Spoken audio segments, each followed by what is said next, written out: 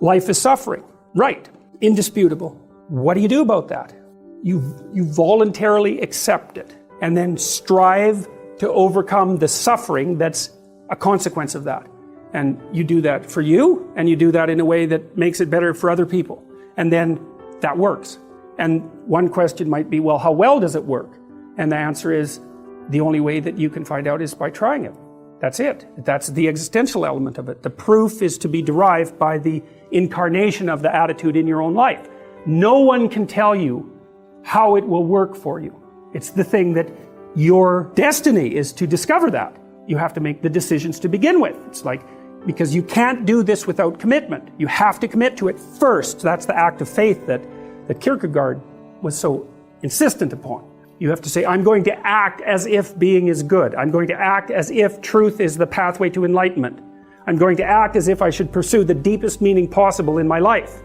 And there's reasons to do none of those. They're real reasons. So it's really a decision. But you can't find out what the consequence of the decision is unless you make the decision. When you're 25, you can be an idiot. It's no problem. Even when you're out in a job search, it's like, well, you don't have any experience and you're kind of clueless. It's, yeah, you're young, it's no problem. That's what young people are like, but they're full of potential. Okay, well, now you're the same person at 30. It's like people aren't so thrilled about you at that point. It's like, what the hell have you been doing for the last 10 years? Well, I'm just as clueless as I was when I was 22. It's, yeah, but you're not 22. You're an old infant. Right? And that's an ugly thing, an old infant. So part of the reason you choose your damn sacrifice, because the sacrifice is inevitable, but at least you get to choose it. And then there's something that's even more complex than that in some sense, is that the problem with being a child is that all you are is potential, and it's really low resolution. You could be anything, but you're not anything. So then you go and you adopt an apprenticeship, roughly speaking, and then you become something. And when you're something, that makes the world open up to you again. Like if you're a really good plumber, then you end up being far more than a plumber, right? You end up being a good employer. If you're a really good plumber, well, then you have some employees, you run a business, you train some other people, you enlarge their lives, you're kind of a pillar of the community, you have your family. Once you pass through that narrow training period, which narrows you and constricts you and develops you at the same time, then you can come out the other end with a bunch of new possibility at hand. And Jung talked about that. He thought that the proper path of development in the last half of life was to rediscover the child that you left behind as you were apprenticing. And so then you get to be something and regain that potential at the same time. If you go in the woods and you find a bear, especially a grizzly, well, you're in real trouble if it's a grizzly.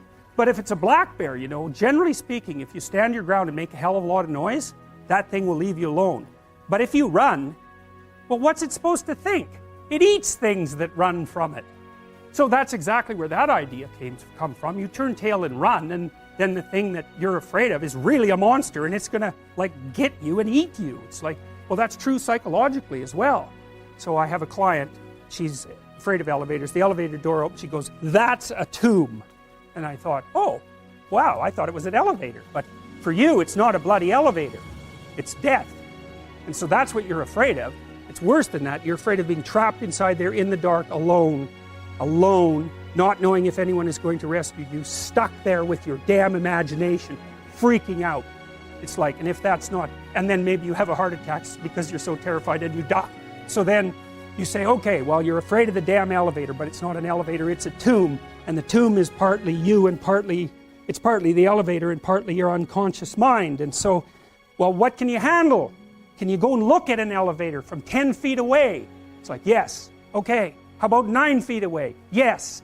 5 feet? Yes. 4 feet? No. Okay, no problem. 4.5 feet. We're going to go from that elevator. We're going to look at the damn thing until you're bored of it.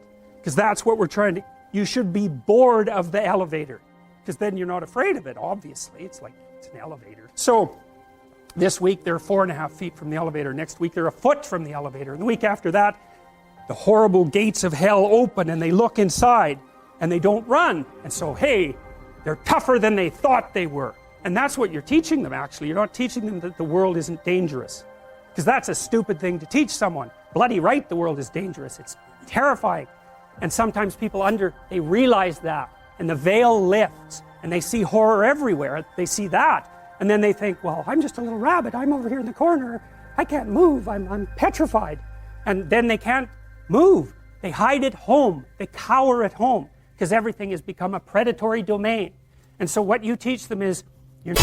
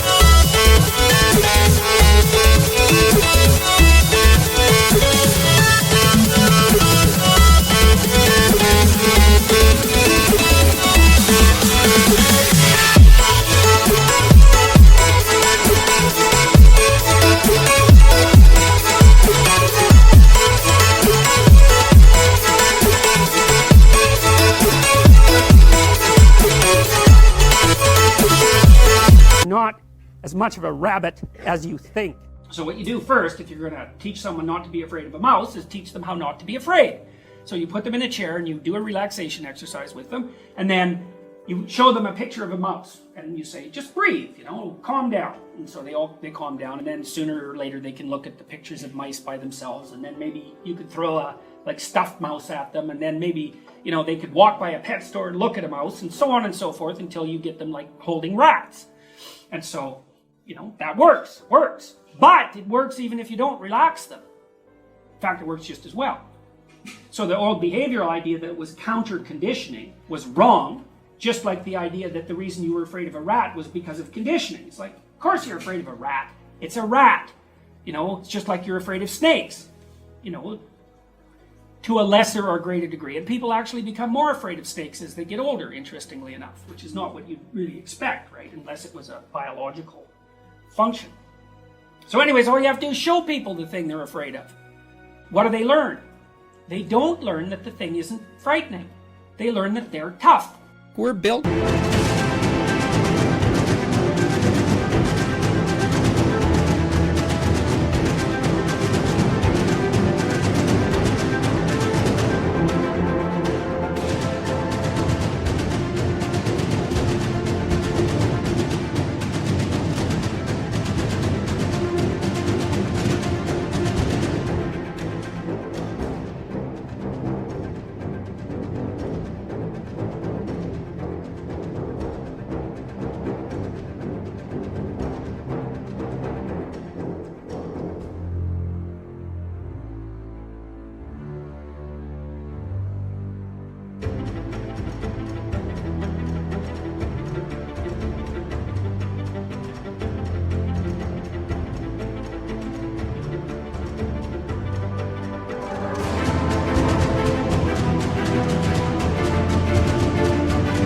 for struggle, us human beings.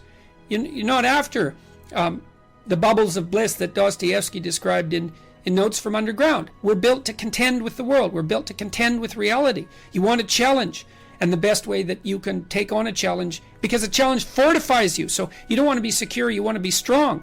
And you get strong by taking on optimal challenges. And so you lay out your destiny in the world, and you take the slings and arrows of fate. And you make yourself stronger while you're doing so. And you might fail, and fortune might do you in. But it's your best bet. And, people have extracted unbelievable successes out of catastrophic failures. And I'm not saying that in a naive way. I know perfectly well what happens to people. You're doing fine in life, and then you get cancer. And then 6 months later, you're dead. And all the heroism in the world isn't going to save you at that point. But that's not the point. That's not the point. Life is bounded by mortality. But that doesn't mean that you don't get out there and contend. And you develop by contending, and you minimize the net amount of suffering in the world. And that's something, man. That's something to do.